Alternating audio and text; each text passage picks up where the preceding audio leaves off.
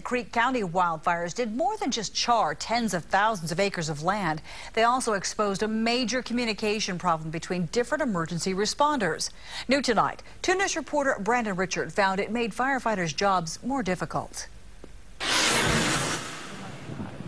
During an emergency, communication is important. But when fires raged across Creek County earlier this month, communication between different agencies wasn't up to par. Initially, it was a huge impact because in order to tell them where they needed to go, the agencies who were not able to communicate with us, you would have to get in touch with their dispatch centers in order for them to relay the messages to them about where their location needed to be. The problem is different agencies have different radio systems. Small fire departments like Freedom Hill have VHF radios, while larger departments like Sapulpa and Sand Springs have 800 megahertz radios.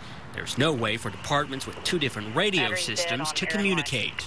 Firefighters say this is a statewide problem that really only surfaces whenever there's a major disaster that requires multiple agencies to respond, like with the wildfires. Sand Springs Fire Chief Mike Wood said his city upgraded to the 800 megahertz system 20 years ago. He says with 800 radios, his department can communicate with a wider area than VHF. I can go to Bristow and talk back to Tulsa. I can go to Kellyville and talk back to Tulsa. Essentially, I can drive all the way to Oklahoma City and still be able to talk back because the systems all link together. It's been more difficult, practically impossible, for smaller departments to upgrade because of tighter budgets.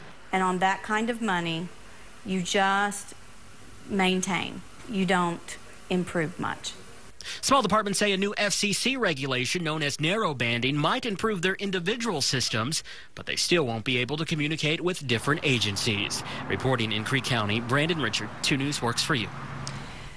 Now, the federal and state governments provided grants for rural departments to upgrade their radio systems, but the small departments say it's still not enough.